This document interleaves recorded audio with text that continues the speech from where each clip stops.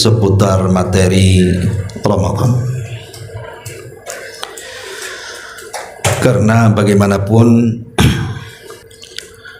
kalau bisa seorang muslim itu sebelum masuk bulan Ramadan harus punya rangsangan untuk beribadah di bulan Ramadan, dan itu dengan cara mengetahui ilmu yang harus dilakukan di bulan Ramadan. Ma'asyiral muslimin wal muslimat yang dimuliakan Allah Subhanahu wa taala. Ada 10 ibadah di bulan Ramadan yang sangat dianjurkan untuk dilaksanakan. Dan pada 10 ibadah ini masing-masing ibadah memiliki fadilah, keutamaan dan manfaat sendiri-sendiri. Apa saja 10 ibadah yang sangat dianjurkan dilakukan di bulan Ramadan itu? Pertama, tentu apabila diingatkan atau disebutkan kalimat Ramadan, maka Ramadan itu identik dengan Al-Quran. Berarti ibadah yang pertama di bulan Ramadan adalah memperbanyak membaca Al-Quran. Karena Ramadan sendiri adalah syahrul Quran. Jangan sampai kemudian di bulan Quran kita tidak membaca Quran. Alangkah malangnya orang-orang yang masuk di bulan Quran tidak ada satu huruf pun dari Quran yang dibacanya. Di dalam Al-Quranul Karim Allah Subhanahu wa ta'ala secara tegas mengatakan Syahru Ramadhan alladhi unzila fihi Al-Quran. Bulan Ramadan itu adalah bulan diturunkannya Al-Quran. Yang dimaksud diturunkan Al-Quran itu ada 2 penafsiran para ulama. Pertama, maksudnya turunnya Al-Quran itu bidayatuhu, permulaannya. Jadi permulaan turunnya Al-Quran itu di bulan Ramadan. Maksud permulaan di sini maksudnya surat yang pertama kali turun kepada Rasul, surat apa? Surah Al-Alaq, atau dikenal dengan surah Al-Iqra. Surah Iqra bismi rabbikal ladzi khalaq. Kapan ini turun? Saat Nabi SAW berada di Gua Hira, tepatnya di bulan Ramadan. Ini satu penafsiran. Penafsiran yang kedua, maksudnya turunnya Al-Quran di bulan Ramadan itu bukan permulaannya, bahkan keseluruhannya. Turun dari Lauhil Mahfud ke langit dunia yang disebut dengan Baitul Uzzah.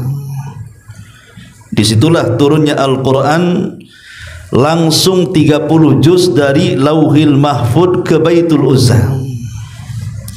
Inilah yang diisyaratkan di dalam Al-Quran, inna anzalnahu fi lailatul qadr. Sesungguhnya Al-Quran turun di malam Lailatul Qadar. Dan malam Lailatul Qadar adalah malam yang penuh berkah. Ma'asyiral muslimin wal muslimat rahimakumullah. Kita tahu bahwa ketika Allah Subhanahu wa ta'ala menurunkan Al-Quranul Karim, maka Al-Quran itu sebuah kalam Allah Subhanahu wa ta'ala yang mengangkat segalanya.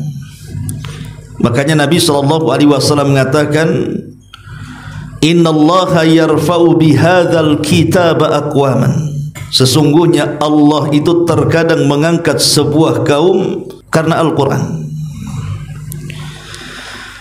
Ketika Allah Subhanahu wa ta'ala menurunkan Al-Quran lewat malaikat Jibril, maka Jibril akhirnya dinobatkan menjadi Sayyidul Malaikah, pemimpinnya para malaikat. Ketika Al-Quran turun kepada Nabi SAW, maka Nabi SAW dinobatkan menjadi Sayyidul Anbiya wal Mursalin, pemimpinnya para nabi dan rasul. Ketika Al-Quran turun di bulan Ramadan, maka Ramadan menjadi Sayyidus Syuhur, pemimpinnya bulan-bulan. Ketika Al-Quran turun di malam Lailatul Qadar, maka malam itu menjadi malam terbaik dari seluruh malam dalam setahun. Ketika Al-Quran turun di kota Mekah dan Madinah, maka kota Mekah dan juga Madinah menjadi kota dua tanah haram, karena turunnya Al-Quran di dua kota ini. Makanya ada istilah Makkiyah, ada istilah Madaniyah. Karena Mekah tempat turunnya Quran, maka Mekah yang pertama kali tanah terbaik dalam satu dunia, kemudian disusul dengan kota Madinah. Kemudian ketika Al-Quran ini turun kepada umat Nabi SAW, umat Islam, maka Allah katakan kuntum khaira ummah, kalian menjadi sebaik-baik umat. Ketika Al-Quran turun dijadikan landasan bagi agama Islam, maka tidak ada agama yang lebih mulia di permukaan bumi ini melebihi Islam. Karena Allah yang mengatakan inna dina indallahil Islam, sesungguhnya agama yang paling diridhoi Allah hanyalah agama Islam. Bayangkan kalau Quran mengangkat Jibril, Quran mengangkat Rasul, Quran mengangkat bulan, Quran mengangkat malam, Quran mengangkat tempat Mekah dan Madinah, bahkan memuliakan umat Islam serta agama yang dibawanya. Kalau seandainya Quran ini kita letakkan di dada-dada kita semuanya, kira-kira apa yang terjadi? Maka Rasul mengatakan khairukum man ta'allamal Qur'ana wa 'allama. Sebaik-baik kalian adalah orang yang belajar Al-Quran dan mengajarkan Al-Quran.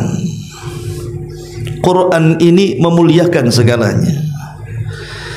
Bahkan sebuah kertas yang terkadang dari kertas ini bisa menjadi koran, bisa menjadi majalah, bisa menjadi buku tulis dan yang semacamnya. Kalau seandainya kertas ini tertuliskan Al-Quran, maka nilai kertas ini akan berbeda dengan kertas-kertas yang lainnya. Kalau seandainya ada kertas bagian daripada Quran tercecer umpamanya, kemudian juga di situ ada kertas koran, ada majalah dan yang semacamnya, tentu tidak ada orang yang berani menyapu Quran, tapi dia bisa saja menyapu majalah, menyapu buku tulis. Tapi kalau ada ceceran Quran enggak berani, pasti diambil dan diletakkan di tempat yang layak. Tapi kalau koran, majalah, buku tulis dan yang semacamnya, bisa saja jadi bungkus kopi, bisa saja jadi bungkus nasi. Kalau seandainya ada warung kemudian membungkus nasi dengan Quran, wah bisa viral satu dunia tuh. Hebat kali tukang nasi itu, bungkusnya saja pakai kertas Quran, bisa dihujat satu dunia ikhwan. Itulah Al-Quran, sampai ke kertas dimuliakan. Padahal kertas itu makhluk, sementara isi Quran itu kalamullah. Itulah kemuliaan Quran sesungguhnya kalau orang memahaminya. Makanya wajar di zaman Amirul Mukminin Umar bin Khattab radhiyallahu an, saat berjumpa dengan salah satu gubernur Mekah, Umar heran ketika itu kepada gubernur Mekah dan mengatakan, kau meninggalkan Mekah itu, siapa wakilmu di sana? Maka kata gubernur Mekah ini, ada wakilku namanya Abdurrahman ibn Abza. Umar enggak kenal dan mengatakan, siapa Abdurrahman ibn Abza itu? Maka sang gubernur mengatakan, dulu dia mantan budak, wahai Amirul Mukminin, ku merdekakan dia dan sekarang menjadi wakilku di Mekah. Kata Umar, apakah kekurangan orang-orang yang merdeka? Kenapa mesti diambil dari mantan budak? Maka sang gubernur mengatakan, bukan begitu wahai Amirul Mukminin, karena mantan budak yang kumerdekakan ini ada kelebihan dibandingkan orang-orang merdeka. Maka Umar mengatakan, lalu apa kelebihannya? Maka dia mengatakan, fa innahu alimun bi kitabillah wa alimun bi faraidillah. Dia itu wahai Amirul Mukminin pakarnya Quran, dan dia juga pakarnya ilmu faraid, dan kalau dia berhukum selalu berhukum dengan penuh keadilan. Dari sini Umar bin Khattab radhiyallahu anhu mengatakan, sadaqa Rasulullah sallallahu alaihi wasallam, innallaha yarfa'u bihadzal kitaba aqwaman wa yad'al akharin. Sungguh benar ucapan Nabi sallallahu alaihi wasallam yang mengatakan bahwa terkadang Allah mengangkat beberapa kaum dengan Al-Qur'an sebagaimana Allah pun merendahkan beberapa kaum dengan Al-Qur'an. Lihat, Al-Qur'an itu mengangkat segalanya. Makanya jangan sampai kemudian kita masuk di bulan Quran tidak ada satupun ayat yang dibaca di dalam bulan Quran itu. Sangat aib bagi seorang muslim. Maka minimalnya kita memiliki azam kalau di bulan Ramadan itu setidak-tidaknya mampu menghatamkan Quran satu kali. Imam Malik rahimahullahu ta'ala, dia selalu mengajar di Masjid Nabawi, mengajar hadis Nabi sallallahu alaihi wasallam. Tapi kalau datang Ramadan, maka dia tutup buku hadisnya, dia liburkan pengajiannya, dia ambil mushafnya, kemudian dia membaca Quran dari mushaf, padahal dia hafal Quran. Tetap dia membaca mushaf, dan dia fokuskan membaca Quran itu selama bulan Ramadan. Kenapa? Karena tahu Ramadan adalah bulan Quran, sehingga disibukkan dengan Al-Quran. Dan hampir semua ulama salaf, mereka menghatamkan Quran, ada yang 1 hari sekali, ada yang 2 hari sekali, ada yang 3 hari sekali. Apabila datang 10 akhir Ramadan, maka mereka pun ada yang menghatamkan siang 1 kali dan malam 1 kali. Karena mereka tahu bahwa Ramadan syahrul Quran, sehingga mereka sangat mengagungkan Al-Quran. Maka amalan yang pertama, baca Al-Quran. Kalau pahalanya sudah jelas, 1 huruf saja 10 pahala. Ini amalan yang pertama.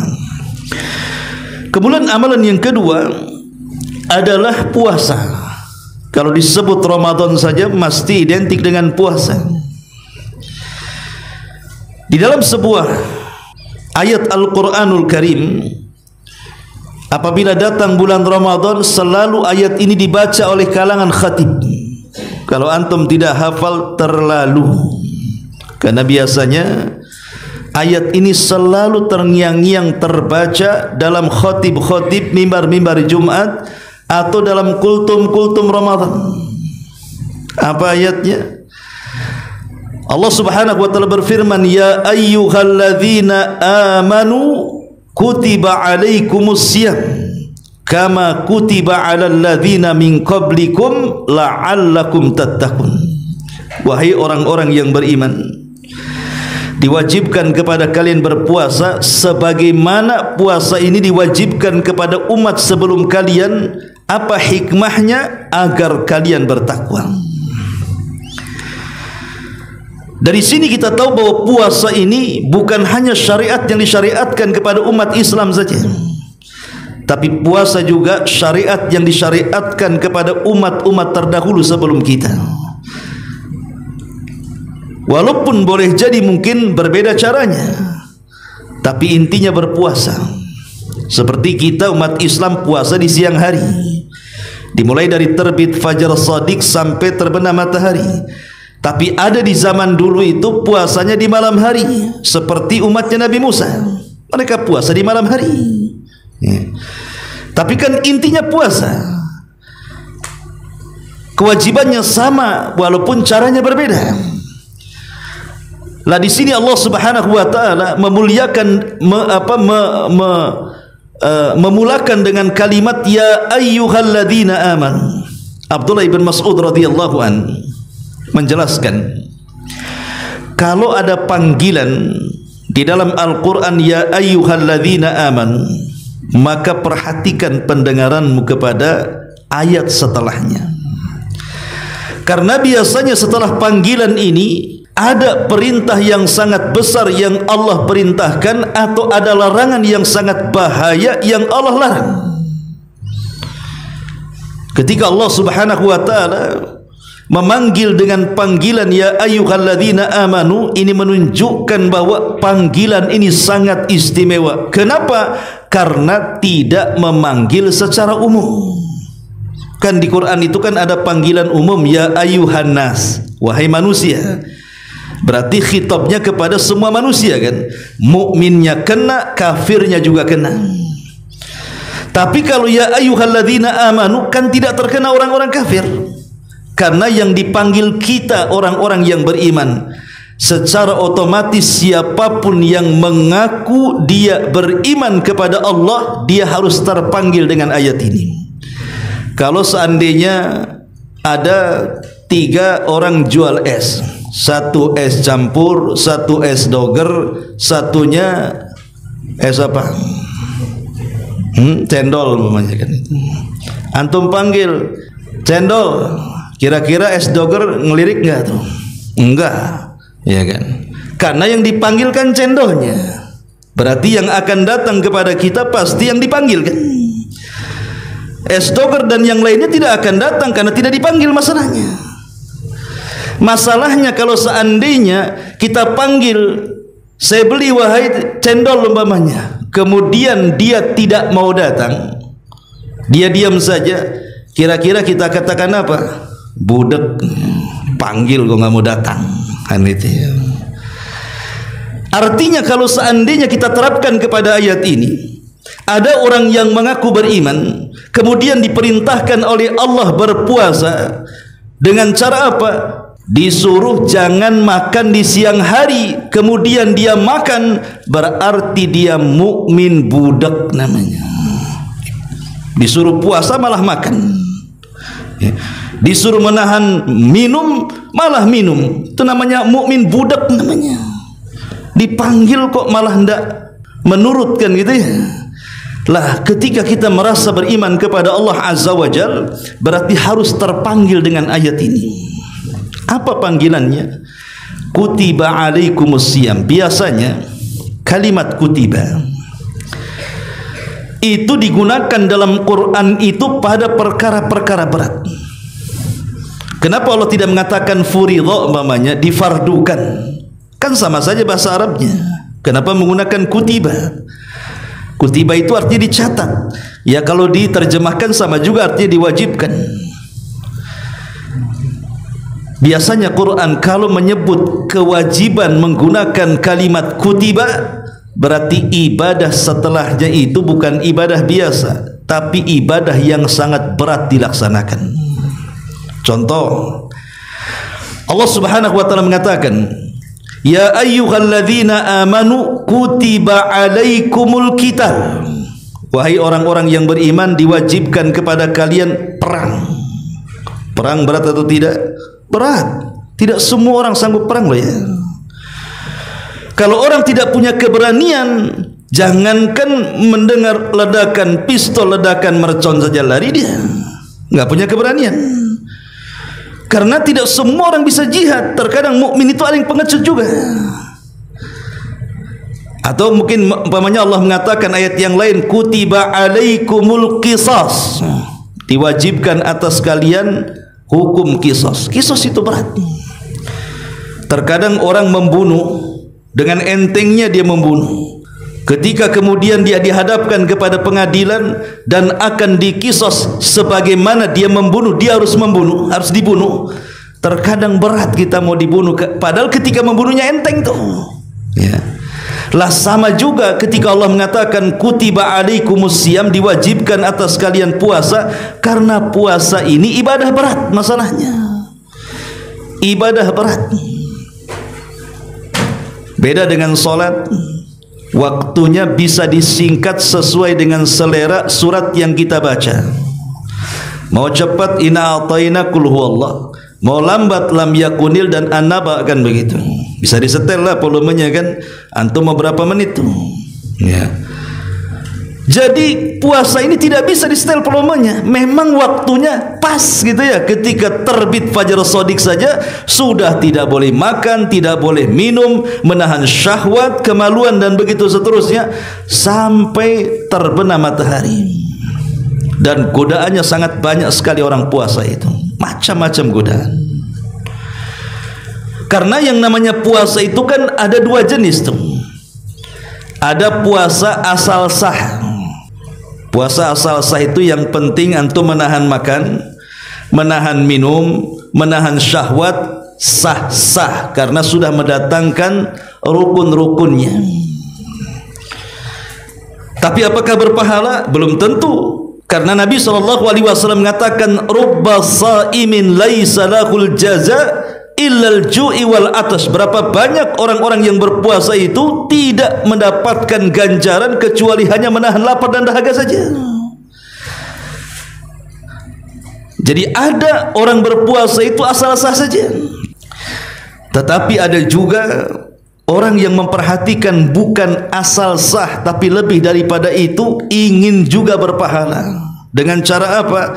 Bukan hanya puasa fisiknya saja, menahan lapar, dahaga, syahwat dan begitu seterusnya, tapi dia juga mencoba menahan pandangannya. Dia tidak memandang sepandang-pandangnya. Dia coba menahan pendengarannya. Dia tidak mungkin mendengar sedengar-dengarnya. Dia coba kemudian menahan lisannya. Dia tidak bicara seomong-omongnya atau kaki selangkah-langkahnya. Tidak, dia akan mengerem. Maka itulah orang yang berpuasa bukan hanya sekedar sah dan tidaknya, tapi lebih daripada itu juga dia ingin mendapatkan pahala dalam puasanya. Oleh karena itulah maka puasa ini ibadah yang berat. Karena bukan hanya menahan lapar, dahaga, syahwat, tapi mata juga harus dijaga, telinga dijaga, pikiran dijaga, tangan dijaga, kaki dijaga, semua ikut puasa. Supaya bukan hanya sekedar sah, lebih daripada itu adalah berpahala. Makanya ibadah puasa menggunakan kalimat kutiba, diwajibkan. Kutiba alaikumusiyam, diwajibkan atas kalian berpuasa. Puasa ini ikhwan, banyak keistimewaan yang kita akan dapat. Pertama, puasa ini mengajarkan kepada kita keikhlasan yang dalam. Kenapa demikian? Karena satu-satunya ibadah dari rukun-rukun Islam itu yang paling rahasia adalah puasa. Ibadah yang paling rahasia antara kita dengan Allah itu hanya puasa. Kalau solat tidak rahasia, nampak orangnya, sedang solat dia. Kalau zakat juga nampak harta yang dibawanya. Apalagi haji yang ngantar orang sekampung, ya, nampak lagi kan begitu ya. Tapi puasa macam mana caranya? Puasa itu baru tampak kalau dia ngaku. Ngaku pun belum tentu jujur. Bisa saja kemudian jam 8 makan, kemudian siang-siang pura-pura bibir dilap biar kering, kemudian banyak meludah, kalau kena angin pura-pura miring, kayak lemas gitu ya. Padahal tak puasa dia. Kemudian dikata puasa bang, puasa saya katanya. Percaya, bisa saja orang percaya. Karena tidak bisa orang mendeteksi dia sedang puasa atau tidak kan. Lain kalau solat. Solat orang bisa menilainya. Umpamanya, oh ini solatnya mantap ini. Kenapa? Nampak khusyuknya. Ya. Wah ini sedekahnya berani nih. Kenapa? Nominalnya besar. Kan itu. Oh ini orang ini hajinya mabrur ini. Kenapa? Makin baik, dulu mabok sekarang tak mabok umpamanya. Ya, umpamanya kan ada perubahan gitu ya. Tapi orang puasa nggak bisa dideteksi. Walaupun dia ngaku puasa belum tentu benar pengakuannya. Karena puasa itu adalah ibadah yang bersifat rahasia antara si pelaku dengan Allah Subhanahu wa taala. Tidak bisa dinilai orang berpuasa itu. Dia bisa berpura-pura dan bisa sungguh-sungguh. Bahkan dahulu di zaman salaf ada seorang ulama setiap hari puasa keluarganya tidak tahu. Jadi dia minta kepada keluarganya nasi yang biasa dimakan untuk sarapan pagi minta dibungkus. Kemudian di tengah jalan disedekahkan kepada orang. Kemudian pulang maghrib baru dia berbuka dan itulah makan malamnya. Sampai seperti itu lama dulu itu. Ini keutamaan yang pertama, bahwa puasa adalah ibadah yang melahirkan keikhlasan. Yang kedua, satu-satunya pahala yang tidak disebutkan nominalnya dari seluruh ibadah adalah puasa. Kalau sholat jelas pahalanya, haji jelas pahalanya, baca Quran jelas pahalanya. Tapi kalau puasa itu tidak dijelaskan berapa nominalnya. Makanya ada sebuah hadis Nabi mengatakan, as-sawmu li wa ana ajzi bihi. Puasa itu untukku, kata Allah, aku yang akan membalasnya. Kalau seandainya saya punya pekerjaan, menawarkan pekerjaan kepada antum semuanya, silahkan bekerja kepada saya. Pamannya anggap saja kerja bangunan, saya gaji satu hari 100.000, kan murah tuh umpamanya. Karena biasanya rata-rata di atas 100, tapi saya kalau mau kerja sama saya kasih 100.000. Kalau disebutkan nominalnya, apalagi nominalnya itu tidak besar. Yang namanya murah kalau kita perhatikan pasti dia rajin. Tapi kalau kita pergi pasti dia kendor. Pura-pura duduk, nyantai, nanti datang bos baru kerja lagi, kan begitu. Itu kalau disebutkan nominalnya tuh. Coba kalau seandainya tidak disebutkan nominalnya, kamu kerja saja dengan baik sama saya, soal berapa gajinya nanti aku bayar, nggak disebutkan nominalnya. Maka kalimat soal nominalnya berapapun nanti saya bayar, ini ada dua kemungkinan. Kemungkinan kalau dia bekerja mendapatkan gaji besar, atau kemungkinan sama sekali tidak mendapatkan gaji besar. Iya kan? Kalau ngomong begitu kan, kemungkinan mungkin saya akan kasih lebih, atau kemungkinan sama sekali nggak digaji kan? Ya. Makanya kalau seandainya kemudian saya mengatakan seperti itu, pasti antum yang bekerja kepada saya akan lebih hati-hati lagi tuh. Jangan sampai mengecewakan bosnya, sebab kalau sampai mengecewakan takutnya tidak digaji. Dan kalau sampai tidak mengecewakan, boleh jadi mungkin gajinya jauh lebih besar di antara gaji-gaji rata-rata. Lah begitulah puasa di sisi Allah Subhanahu wa taala. Bisa saja kalimat aku yang akan menggajinya, kita akan mendapatkan pahala yang sangat besar sekali, atau boleh jadi sama sekali tidak dapat apa-apa. Berapa banyak orang yang berpuasa tidak berpahala kecuali hanya menahan lapar dan dahaga saja. Sampai-sampai seorang ulama memberikan catatan, apa maksudnya puasa untukku dan aku yang akan membalasnya kelak pada hari kiamat. Apabila manusia dikumpulkan di sebuah tempat namanya kontor. Kontor itu melewati titian, dan sudah berhasil dia melewati titian, tetapi sebelum berjejer di pintu-pintu sorga itu, maka mereka harus melewati satu tempat yang disebut kontor. Kontor inilah tempatnya orang kisos, tempatnya orang tukar pahala dan barter dosa. Di tempat inilah akan ketemu orang yang zalim dan orang yang dizalimi, orang yang menyakiti dan orang yang disakiti, orang yang membunuh dan orang yang dibunuh, orang yang menganiaya dan orang yang teraniaya, akan dipertemukan di kontor ini. Jadi sebelum kita melangkahkan ke sorga, tiba-tiba ada yang menghadang. Dulu engkau menghina saya, sekarang mana pahalamu? Akhirnya dia bayar dengan pahalanya sebagai permintaan maaf. Setelah dibayar pahalanya, baru melangkah 2 langkah, kemudian dicegat lagi. Dulu kau yang memukulku, mana bayaranmu? Akhirnya sebagai bentuk permintaan maaf dikasihnya lagi pahalanya, sampai akhirnya ludes tidak ada pahala kecuali diberikan kepada orang-orang yang pernah dizaliminya di dunia. Masalahnya yang nuntut dia masih ada. Ketika kemudian dituntut, dulu engkau yang menggibah saya, Mana pahalamu? Dia mengatakan, aku tak punya pahala, sudah habis ku bagi-bagikan. Maka orang yang menuntut mengatakan, tak ada masalah, kau tidak berikan kau pahalamu kepadaku, yang jelas ku titipkan dosaku, ambil olehmu. Akhirnya hilang pahalanya, dosa orang pula dipikul dia. Itulah yang disebut dengan muflis, orang yang bankrupt. Orang bankrupt kan begitu, modal habis, hutang pula segudang. Itulah barang-barang bankrupt namanya, ya. Dalam bahasa hadis sebut muflis namanya, orang bangkrut.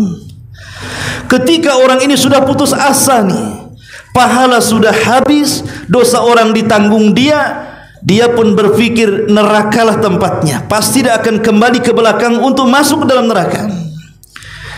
Tiba-tiba Allah Subhanahu wa ta'ala menghadang dia dan mengatakan, engkau masih memiliki pahala yang sangat banyak. Kemudian Allah singkapkan pahalanya, rupanya itulah pahala puasa dia.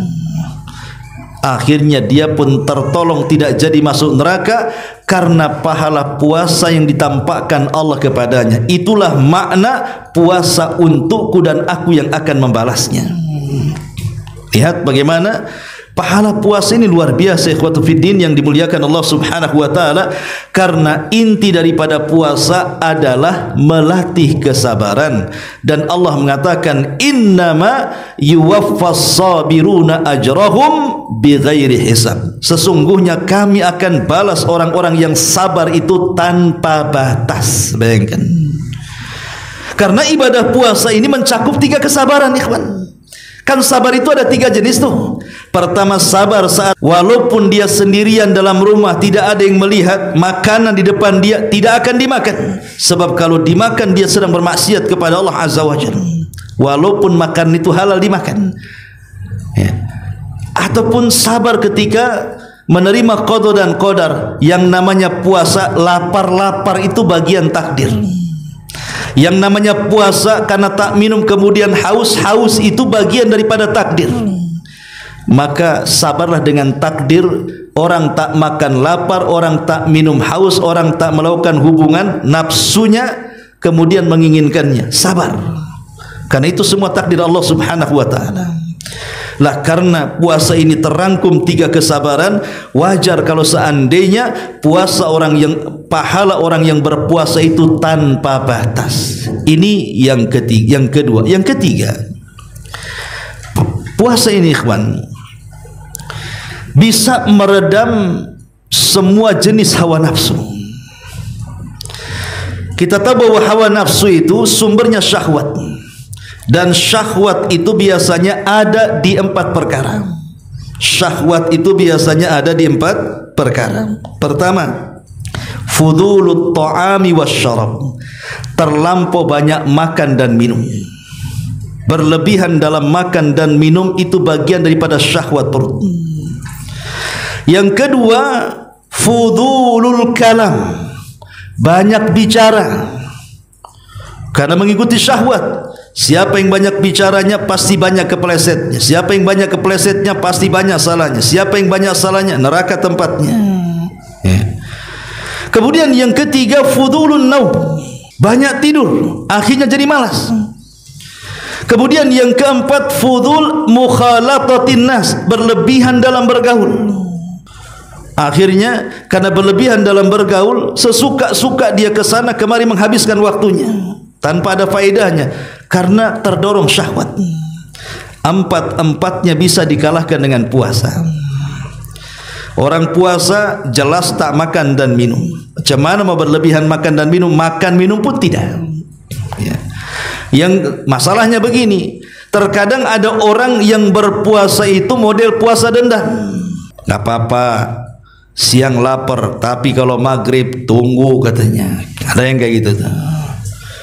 Sehingga akhirnya ketika betul-betul datang maghrib, itu makanan satu meja yang tadinya di meja pindah ke perut dia, ikhwan.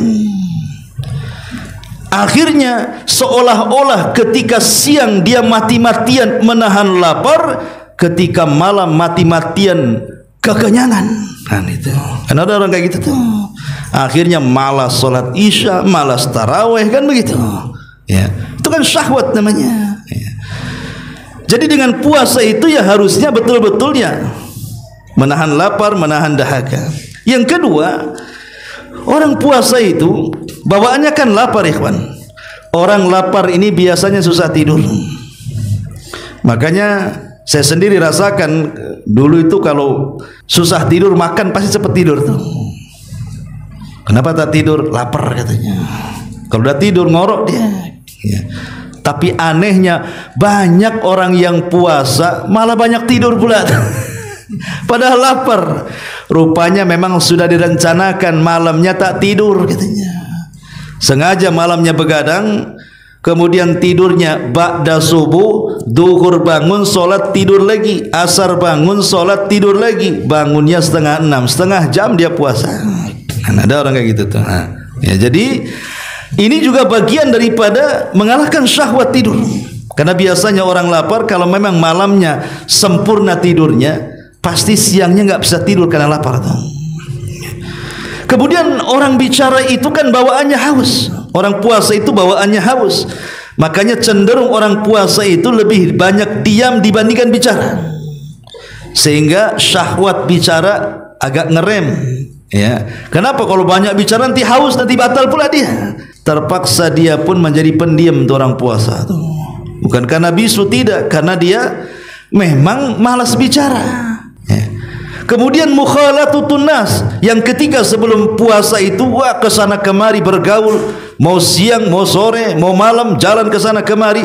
Kalau sudah puasa malas orang mau jalan kesana kemari itu. Ngabuburit pun nunggu sore kan gitu. Masa antum ngabuburit jam 12? Ya kan? Itu mau cari mati puasanya kan gitu.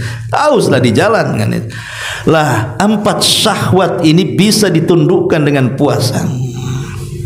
Luar biasa. Belum lagi syahwat kemaluan. Nabi mengatakan, ya ma'syaras syabab man istata'a minkumul ba'ah falyatazawwaj fa innahu aghaddu lil basar wa ahsanu lil faraj faman lam yastati fa alaihi bisawm fa inna lahu wija, kata Rasul.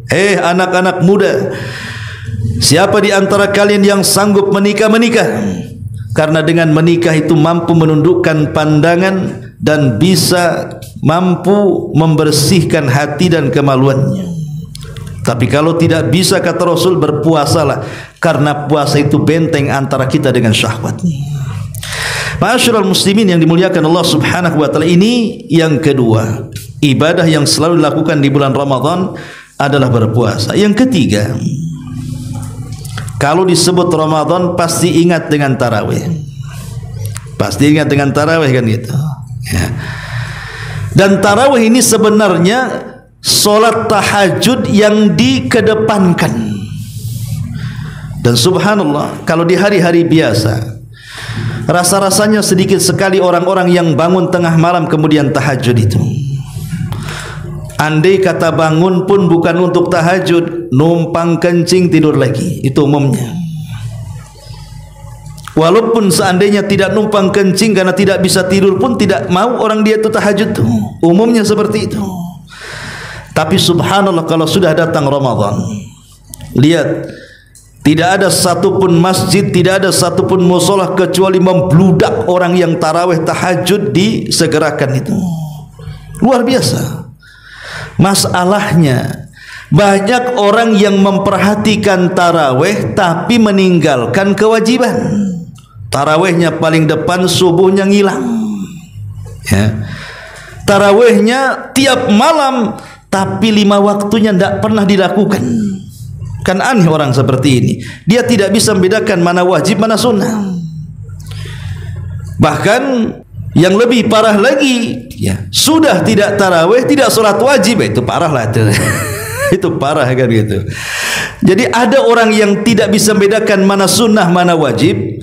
Ada juga yang tidak bisa membedakan mana yang lebih wajib di antara yang wajib. Ada orang puasa Ramadan tapi tak sholat wajib. Kau puasa rajin kali tapi sholat tak pernah.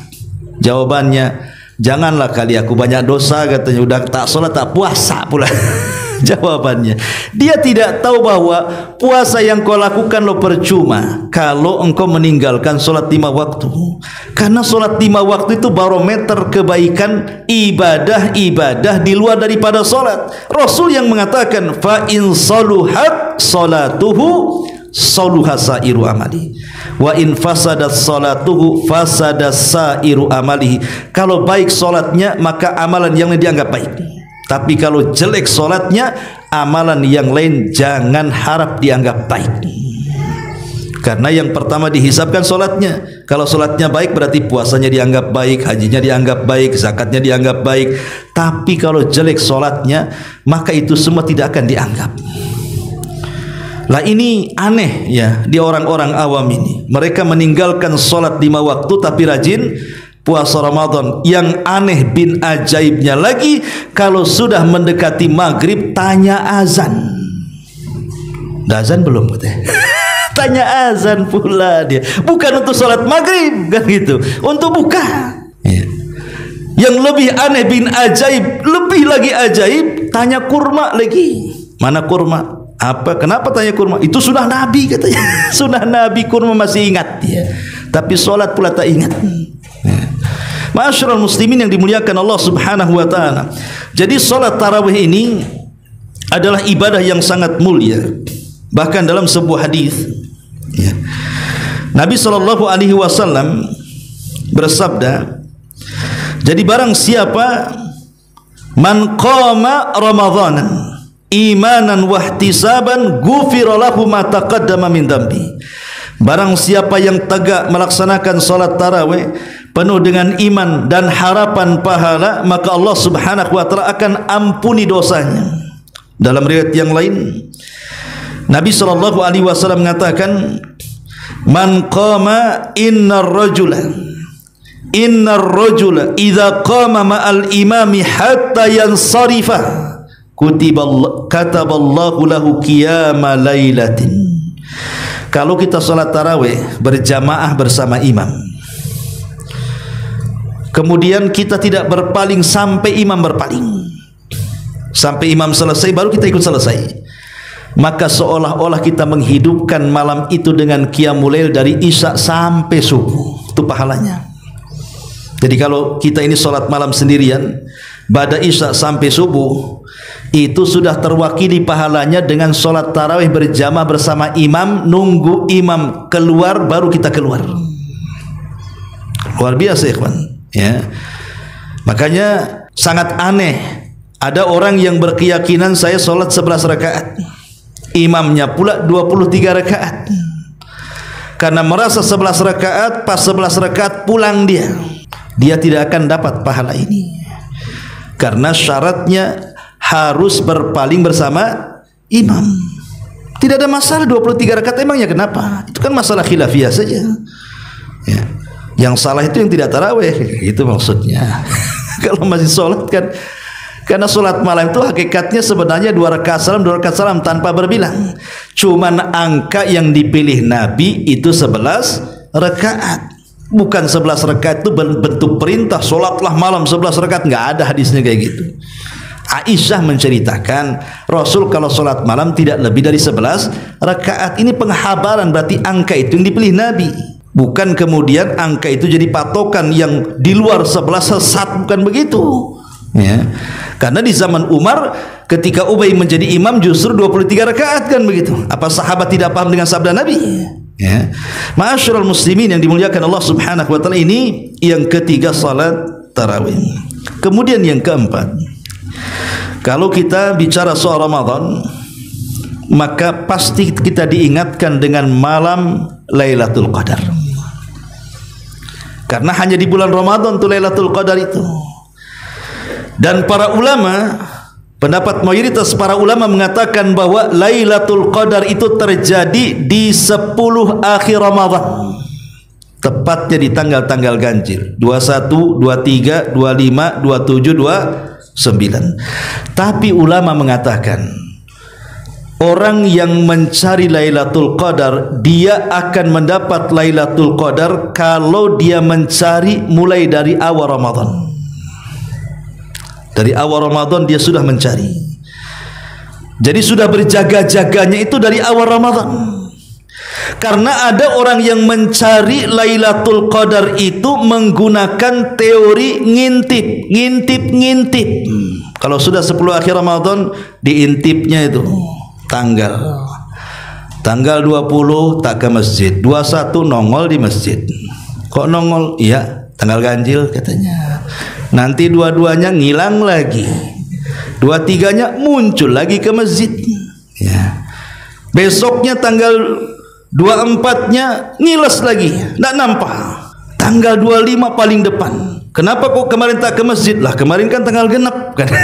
Jadi itu ngintip-ngintip cari Lailatul Qadar, ikhwan. Orang yang seperti ini selamanya tidak akan mendapatkan Lailatul Qadar. Tidak akan mendapatkan Lailatul Qadar. Orang yang ingin mendapatkan Lailatul Qadar dari awal Ramadan kita sudah cari itu. Hidupkan malamnya dari awal Ramadan sampai akhir Ramadan, maka pasti kita akan mendapatkan Lailatul Qadar. Dan Lailatul Qadar ini adalah anugerah yang Allah anugerahkan kepada kita. Bayangkan, ibadah satu malam itu sama dengan 83 tahun 6 bulan, atau bahasa Quran itu 1000 bulan. Ibadah satu malam itu bobotnya sama dengan ibadah 1000 bulan alias 83 tahun 6 bulan. Kan luar biasa ya. Padahal begini ikhwatu fiddin, kalau seandainya kan rata-rata usia umat Rasul itu jaranglah ke 80 tahun itu. Ada tapi jarang.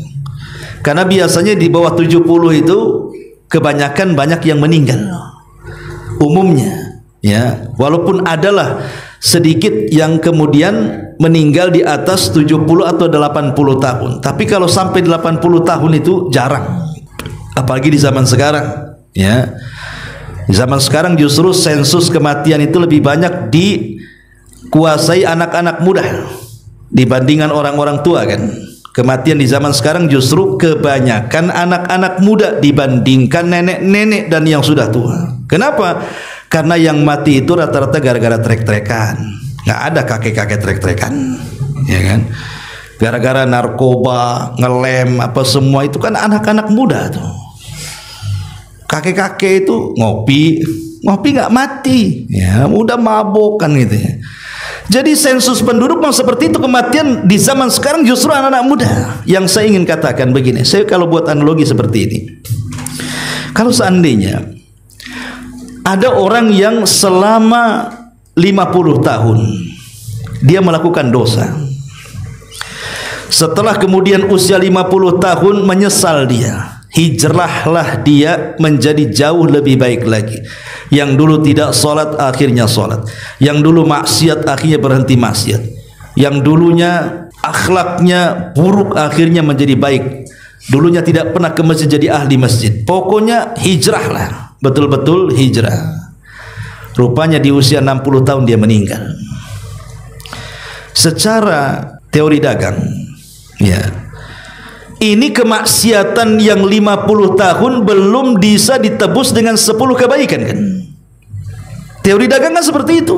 Ini modal banyak, untung baru sedikit kan begitu ya. Belum balik nih modalnya. Mungkin bahasanya seperti itu. Ya. Tetapi karena Allah itu Rahim, Allah itu zat yang maha penyayang dengan hamba-hambanya, Allah ciptakan ada beberapa waktu yang sangat istimewa. Dalam hari saja ada jam yang sangat istimewa seperti sepertiga malam akhir. Dalam satu pekan saja ada waktu yang istimewa seperti hari Jumat. Maka dalam setahun juga ada malam yang sangat istimewa yang disebut dengan malam Lailatul Qadar. Lah malam Lailatul Qadar inilah kalau kita mampu mendapatkan satu malam itu, kemudian kita bisa mendapatkan pahala sebanyak 83 tahun, maka ini sudah balik modal, bahkan untung lagi. Itu kalau satu tahun kita dapat. Gimana kalau Ramadan tahun depan dapat lagi, kemudian Ramadan tahun depan juga dapat lagi. Karena kan asbab nuzulnya surah Al-Qadar itu. Jadi Nabi SAW satu hari menceritakan di hadapan para sahabat tentang dua orang Bani Israel yang tidak pernah bermaksiat kepada Allah selama 84 tahun lebih. Tidak pernah maksiat. Sejak dia lahir sampai dia mati, betul-betul semua kehidupannya hanya untuk ibadah dan ibadah saja. Jadi sahabat heran, masa ada orang yang tidak pernah maksiat itu. Lah di tengah-tengah keheranan para sahabat, Jibril datang menemui Nabi. Kemudian mengatakan, katakan kepada para sahabat umatmu wahai Muhammad, sesungguhnya Allah telah menurunkan Al-Quran, inna anzalnahu fi lailatul qadr wa ma adraka ma lailatul qadr, lailatul qadri khairun min alfi syahrin. Justru umatmu lebih mengherankan dibandingkan umat dulu yang 83 tahun tidak maksiat hanya untuk ibadah saja. Justru kita yang lebih mengherankan. Kenapa? Karena satu malam bisa menjangkau orang itu. Satu malam saja kita bisa menjangkau, apa lebih heran lagi kan begitu? Lebih menakjubkan lagi kalau mereka beribadah 83 tahun, kita tidak perlu, satu malam saja sama dengan mereka, bahkan lebih daripada mereka. Itulah yang disebut dengan malam Lailatul Qadar, dan pembahasannya panjang. Kemudian juga yang keempat, yang kelima, Ramadan ini identik dengan mustajab doa, ikhwan. Doa kita ini akan dikabulkan. Makanya Rasul mengatakan salatsu da'awatin mustajabah. Ada 3 doa yang kalau dipanjatkan dipastikan dikabulkan doanya. Salah satunya Rasul mengatakan apa? Da'watus shaim inda fitrihi. Doa orang yang berpuasa saat berbuka. Itu sangat mustajab. Makanya para ulama menasihatkan kepada kita, kalau datang bulan Ramadan, maka setiap hari lewat di bulan Ramadan itu jangan pernah meninggalkan 3 waktu untuk berdoa. Dan kita sanggup melakukannya. Pertama, berdoalah sebelum berbuka. Yang kedua, berdoalah di sepertiga malam akhir. Yang ketiga, berdoalah selepas sholat fajar sampai terbit matahari. Ini waktu mustajab. Ya. Kalau datang menjelang maghrib, menjelang kita berbuka, berdoalah kepada Allah. Apa yang harus kita berdoa kepada Allah di waktu menjelang berbuka 5 menit atau 10 menit itu? Ulama mengatakan, berdoalah dengan doa seperti ini. Allahumma a'tiq riqabana minan nar. Ya Allah, merdekakan aku dari api neraka. Doakan juga yang lainnya. Ya Allah, merdekakan orang tuaku, ayah ibuku dari neraka. Merdekakan juga pasangan aku, istri aku, suamiku dan anak-anakku dari api neraka. Kenapa? Ini doa yang paling baik dan indah dipanjatkan saat itu, karena Rasul yang mengatakan, sesungguhnya di bulan Ramadan ini ada orang-orang yang dimerdekakan setiap malamnya oleh Allah Subhanahu wa taala dari api neraka. Setiap malamnya. Lillahi utaqa'u minan nar wa dzalika kulla lailati min Ramadan, kata Rasul. Allah itu setiap malam di bulan Ramadan akan memerdekakan hamba-hambanya dari api neraka, dan malam itu dimulai dari masuknya waktu maghrib. Ya, coba bayangkan seandainya 1 bulan full kita mengatakan, ya Allah, bebaskan aku dari neraka, bebaskan orang tuaku dari neraka, bebaskan anak istriku dari neraka. Tidak mungkin dari 30 hari tidak ada satupun doa yang diijabah. Pasti akan diijabahkan, karena doa itu hakikatnya mengetuk pintu langit. Logikanya kalau antum mengetuk pintu saya, mungkin sekali nggak dibuka, 2 kali nggak dibuka, lama-lama dibuka juga, ya kawan. Dan kalau seandainya 1 bulan 1 hari saja dikabulkan doa kita, boleh jadi ikhwatu fiddin kita tidak mungkin selamanya dimasukkan ke dalam neraka. Kalau doa itu dikabulkan, cukup sekali saja dikabulkan. Ya Allah, bebaskan aku dari neraka. Allah katakan, ya, engkau terbebas dari api neraka, maka selamanya kita tidak akan masuk neraka. Inilah yang harus kita panjatkan. Kemudian nanti masuk di sepertiga malam akhir. Di bulan Ramadan akan berbeda di luar Ramadan, karena di luar Ramadan untuk bangun di sepertiga malam akhir itu susahnya, naudzubillah. Tapi kalau sudah Ramadan, mau tidak mau kita harus bangun, karena itu waktu sahur. Nggak bangun aja dibangunin, dikentongin malah suruh bangun, bahkan dilaguin tuh malah kan di corong-corong masjid itu, suruh bangun ya. Bahkan keluarga pun membangunkan, mau tidak mau kita bangunkan. Tidak mungkin kita bangun hanya sekedar sahur saja. Lebih daripada itu, sebelum sahur berdoalah kepada Allah Azza wa Jalla agar dosa-dosa kita diampuni. Kemudian ada waktu setelah subuh menjelang sampai menjelang matahari terbit. Itulah waktu yang disebut dengan waktu berkah. Rasul mengatakan, Allahumma barik li ummati fi bukuriha. Ya Allah, berkahi umatku di waktu paginya. Maka kata ulama, di bulan Ramadan jangan tinggalkan 3 waktu untuk berdoa di sini. Karena doa di bulan Ramadan itu mustajab. Kenapa? Karena ayat tentang pengabulan doa itu terapit di antara ayat-ayat Ramadan. Ayat pengabulan doa itu terapit di antara ayat-ayat Ramadan. Apa ayatnya? Wa idza sa'alaka ibadi anni fa inni qarib ujibu da'watad da'i idza da'an falyastajibu li wal yu'minu bi la'allahum yarshudun. Apabila hamba-hambaku ya Muhammad bertanya soal aku, katakan aku dekat, kata Allah. Akulah yang mengijabah setiap doa orang-orang yang berdoa kepadaku. Ayat ini terjepit di antara ayat-ayat Ramadan.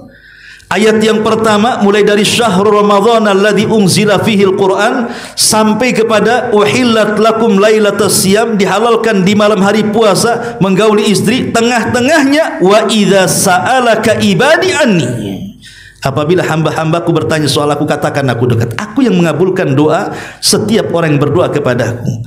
Ketika ayat soal pengabulan doa terjepit di antara 2 ayat Ramadan, menunjukkan bahwa berdoa di bulan Ramadan itu lebih mustajab dibandingkan berdoa di bulan-bulan yang lainnya. Itu maksudnya. Ini amalan yang kelima. Amalan yang keenam, sedekah. Ya. Sedekah adalah amalan yang sangat istimewa. Kenapa? Karena Nabi SAW sendiri menunjukkan sikap kedermawanan di bulan Ramadan itu. Bahkan lebih kencang dibandingkan angin yang bertiup. Bahkan akan lebih dermawan lagi, melebihi sebelumnya apabila Jibril datang menemuinya.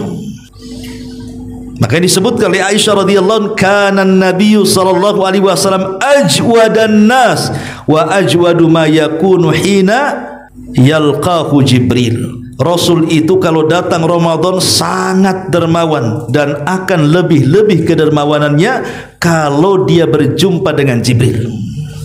Menunjukkan bahwa Ramadan itu juga adalah bulan sedekah. Dan subhanallah, ya, memang Allah gerakkan hati-hati manusia itu di bulan Ramadan, ikhwan. Sedekah yang paling banyak itu di bulan Ramadan. Hampir tiap masjid, tiap musola tuh kalau kita mau berbuka, ndak usah mikir makan apa, minum apa, datang aja ke masjid. Udah berserak tuh makanan dengan berbagai macam minuman yang berwarna tuh. Dari gorengan ya sampai rebusan ada tuh.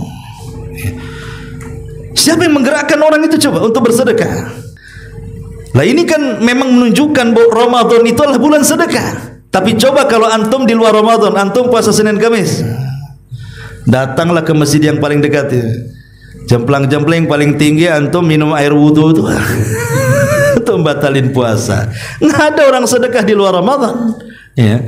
Makanya kalau Ramadan itu kan bulan sedekah, maka ini kesempatan, karena pahala orang bersedekah di bulan Ramadan itu dilipat gandakan. Makanya ada orang yang memplanning zakat fitrah, zakat mal itu terkadang tidak dikeluarkan kecuali Ramadan, terutama 10 akhir Ramadan, karena mengambil fadilah waktunya itu. Nah, ini juga amalan yang sangat istimewa, sedekah. Kemudian yang nomor 7, umroh. Kalau bagi yang mampu gitu ya, bisa untuk berangkat. Kebetulan saya ada 3 seat lagi. Siapa yang mau gabung? Sekalian promo. Jadi umroh di bulan Ramadan, kita tahu bahwa memang Ramadan itu tidak bisa haji. Dari rukun Islam 4 bisa dilakukan di bulan Ramadan, 1 pula tak bisa. Syahadat bisa dilakukan Ramadan, puasa bisa, solat bisa, zakat bisa, haji pula tak bisa. Tapi bukan tak bisa secara pelaksanaannya, tapi kita bisa mendapatkan secara pahalanya. Kenapa? Karena umroh di bulan Ramadan itu sama dengan haji bersama Nabi pahalanya. Siapa yang umroh di bulan Ramadan, itu pahalanya sama dengan haji bersama Nabi lagi. Coba bayangkan. Jadi intinya sebenarnya kalau kita gabung bahwa ada amalan yang sebanding dengan pahala ibadah haji, seolah-olah apa? Ramadan itu menyempurnakan rukun Islam kan? Karena bisa syahadat, bisa sholat, bisa puasa, bisa zakat, dan bisa haji walaupun hanya pahalanya saja. Ya, tergabunglah rukun Islam di bulan Ramadan ini. Ma'asyiral muslimin wal muslimat rahimakumullah. Kemudian yang nomor 8, ada ibadah i'tikaf. Ya, i'tikaf ini maksudnya luzumul masjid, taqarruban ilallah. Memang ada niat tinggal di masjid dalam rangka mendekatkan diri kepada Allah. Ya bisa 1 jam, 2 jam, 3 jam gitu ya. Walaupun yang paling afdol adalah 10 akhir Ramadan dari tanggal 20 sampai malam 1 Syawal. Itu yang paling afdol. Ya, dan enggak keluar. Tapi bukan berarti i'tikaf sejam tidak boleh, boleh. I'tikaf 2 jam boleh, i'tikaf malamnya saja boleh, i'tikaf siangnya saja boleh, tapi di masjid, bukan di kamar. Antum bukan di kamar, bukan i'tikaf, selimutan antum ya. Jadi maksudnya menyengaja datang ke masjid. Makanya kebiasaan para ulama dulu, kalau di bulan Ramadan itu mereka lebih banyak tinggal di masjid. Kenapa? Karena sedikit maksiatnya. Kalau orang lebih banyak tinggal di masjid itu kan sedikit maksiatnya. Karena rangsangannya pasti ibadah saja di masjid itu. Tapi kalau kemudian ke mall, ke pasar, itu bahaya, itu banyak maksiat tuh. Ya, maka ini juga salah satu ibadah, dan i'tikaf ini salah satu fardu sunnah muakkadah. Rasul tidak pernah meninggalkan i'tikaf sampai mati, bahkan diteruskan oleh istri-istrinya. I'tikaf itu. Ya. Kemudian juga yang nomor berapa? Nomor 9 adalah memperbanyak zikir di bulan Ramadan. Ya, zikir ini dengan segala jenisnya, tasbihnya, takbirnya, tahlilnya. Pokoknya kalau bisa di bulan Ramadan ini lisan kita ini basah dengan zikir. Ya, tidak siangnya, malamnya, semua waktu. Terutama meminta ampun dengan memperbanyak istighfar. Karena Ramadan itu siangnya siang ampunan, malamnya juga malam ampunan. Seolah-olah 24 jam itu Ramadan adalah waktu ampunan. Karena Rasul yang mengatakan, dalam hadis Rasul mengatakan, man shoma ramadanan, wa fi riwayatin man qama ramadanan, wa fi riwayatin man qama lailata qadrin imanan wa ihtisaban ghufira lahu ma taqaddama min dhanbi. Barang siapa yang puasa di bulan Ramadan, puasa kapan? Siang. Barang siapa dalam riwayat dia menegakkan tarawih, kapan tarawih? Malam. Dalam riwayat barang siapa yang menegakkan Lailatul Qadar, kapan Lailatul Qadar? Malam. Penuh iman dan mengharap pahala Allah, Allah akan gugurkan dosa-dosanya. Lihat, siangnya menjadi penggugur dosa dengan puasa, malamnya menjadi penggugur dosa dengan qiyamul lail. Jadi seolah-olah 24 jam Ramadan itu menggugurkan dosa.